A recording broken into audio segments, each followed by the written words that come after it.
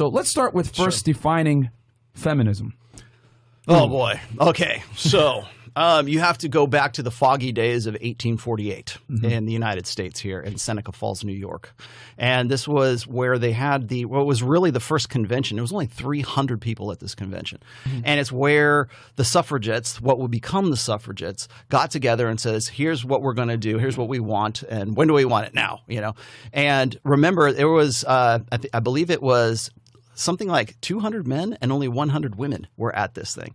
And at that convention in 1848, they got together and decided they were going to create what was called a list of grievances. So when people ask me, like, well, what about feminism? What about feminism? When we think of feminism, we think of the purple hair, fuchsia hair girl, the girl with the armpit hairs, right? Or you know, the girl who's carrying, what is it, a mattress girl, you know, carrying her, for sexual harassment and that kind of stuff. So when we think of feminism, we tend to think of feminists as being like liberal, progressive leftists right now. And for the most part, that is actually true. But what my argument has always been is that everyone everyone in this room right now, if you were born after, say, 1964 or so, you have had feminism in some way influence the way that you think. And the reason why we're here collected talking about this kind of stuff is because somewhere along the line we had an ideal planted into our head. Whether we agreed with it or not is irrelevant. The reason why we think the way we do about intersexual dynamics, or we think that our idealized way of how men and women ought to get together, like equal partnerships or egalitarian relationships, all of that goes back to ostensibly the goals of feminism. And so every time the girls come on here for the after hours show, it's always, well, I think we ought to be equal and stuff. What I want to know is, where did those girls get that idea? Where did you get the idea that it was good for you to be like men and women should be 50-50 and we should have an egalitarian relationship and everything will be good? And we know for a fact that when there is a dominant and there is a sub in a human relationship, and I don't care if it's heterosexual or homosexual, there's always a top, there's always a bottom, there's always a dom, there's always a sub. Whether it's in a marriage, whether it's in an interpersonal relationship, whether even when you have to have a hierarchy of responsibility in the military, in business, you have a supervisor and everything else, there's always a dominant personality and there's also always a quote-unquote submissive personality as well. That's how human relationships work. They are not egalitarian.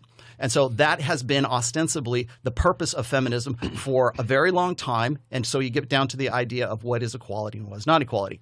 When women back in the 1848, when they were doing they were coming up with the list of grievances and everything, feminism back then is really the same feminism that we have today. So when people ask me about, well, what do you think about third wave feminism? What do you think about second wave feminism? What do you think about first wave feminism?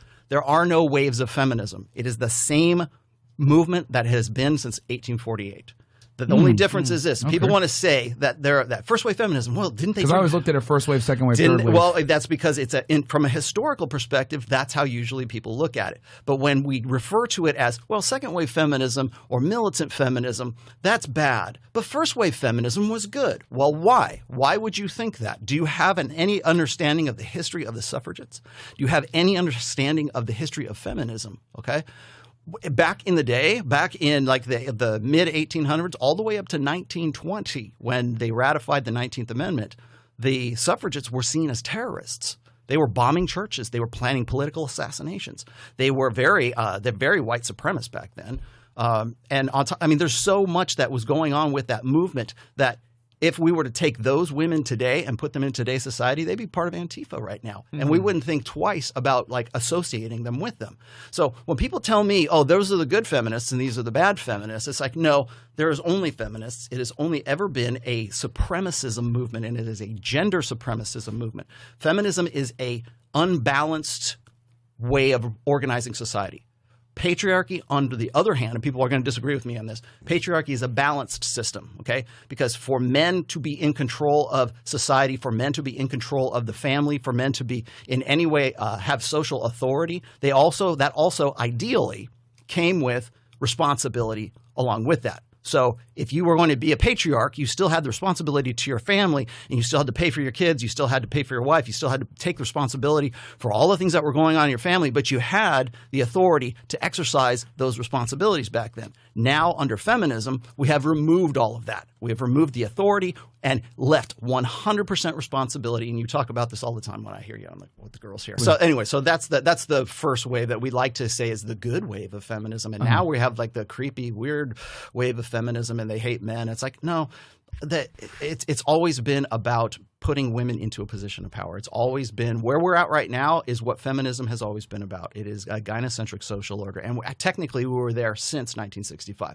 So you asked me about 1965 and the sexual revolution. In every book, not just the fourth book, I covered quite a bit in the fourth, but in every book that I've written about, I always peg the changes that we deal with today in modern society, or the girls that you're dealing with today, they were created in 1965. Yes, and I agree. With one invention, and that was hormonal birth control. Bang, bang. Never in human history has there been a more radically changing invention. I would argue, and I've said this before, I would argue that hormonal birth control, the pill, was more societally changing, world changing, humanity changing than the atomic bomb. Because the atomic bomb, you blow everybody up and we're all dead. Yeah. The hormonal birth control changed the way that men and women interact with each other. And so you got casual sex. Like I'm in my 50s, right? So I've never known a time where there wasn't like, hey, Studio 54, let's all, key parties, let's swingers, and it was like free, casual sex. I'm growing, as you can tell, I grew up in the 80s, right? Yeah. And hypergamy, which we talk about all the time, certainly in the Red Pill, that was not something that was brought up back then. That was not something like that. Women's sexual strategies versus men's sexual strategies was not something that was talked about because it was kind of like the unwritten law. And don't worry, guys, we will get into that. I know you guys are like, my hypergamy, male sexual strategy. We will talk about that. Don't worry. We'll get to that. But more to the point, 1965 is when hormonal birth control was really coming into its own, and as a result of that, you got the sexual revolution. You got the free love movement. You got the hippies and Woodstock and Summer of Love, right? And then you psychedelics, all that. From there, you got disco. Let's have Studio 54, and then you got AIDS in the 80s. If you go and you look at the rise in, like, abortion was ratified in was it 1974 was Roe v. Wade? I believe it's 1974. So from that point, from 1965, you see all of the stats for everything we're going to talk about today, like marriage rates, for instance, today are at the lowest they've ever been since they started recording them. 1973. 73. Yep. It's almost there. Almost on. So when we talk about the marriage rates are in the toilet right now, okay, it's been on a sharp decline ever since when? 1965. And guys, we will talk about marriage too. Don't worry. Rise in divorce. It spiked right after 1965, and then it kind of decreased, and now it's at the lowest it's ever been because marriage is at the lowest it's ever been. Nobody getting married. Nobody's having divorces either, or fewer people are having divorces anyways. Child support laws, Duluth model of feminism, and Title IX programs, all of these special dispensations that you see being sort of worked into the societal fabric when it comes to what I've called fempowerment, empowering women kind of thing. Yeah. All of that started right around the end of the 60s, maybe into the early 70s, depending on what we're talking about. No-fault divorce. There's another one. And if you look at where all of those spikes either drop off or they go up, it all goes back to one event in 1965. And what could that event possibly? What it is? What could that possibly? A Scooby-Doo? It's a Scooby-Doo mystery. Exactly. And so when you look at that, what we've done is we've said, okay, men, women, you can now have sex without the worry of pregnancy now. Bam. And that changes the dynamic because prior to that, you had women were choosing men based on different criteria. They were choosing men based on their ability to provide, their ability to keep a family, loyalty, dependability, all of the things that we still, like guys who still rely on that old order way of thinking. Well, I'm going to get a job. I've got a good degree. I'm a good catch, right? I'm a good prospect. All of those, that old order thinking all came right up to about 1965. And then things started to change. Not immediately, but certainly over the course of 60 years. And that in terms of humanity, 60 years is a blink of an eye. Yeah. And that's how radical of a change it was to say, guess what, humans? Women are now in control of the reproductive process. Damn, yeah. Because it's only women that get to have the pill. Men, you can still wrap the rascal if you want. That's the only option you have. But women are unilaterally in control of the birthing process, in control of the reproductive process. Yeah. Now, people are going to say, well, you can just keep your dick in your pants, right? Well, yeah, you can. But once the sperm leaves your body, you are effectively powerless at that point. Legally, socially, personally, you are effectively powerless once it's out of your hands there. Exactly. Exactly. And so women are the only ones who get to decide whether a fetus lives or dies. Women are the only ones who are primarily responsible for hormonal birth control.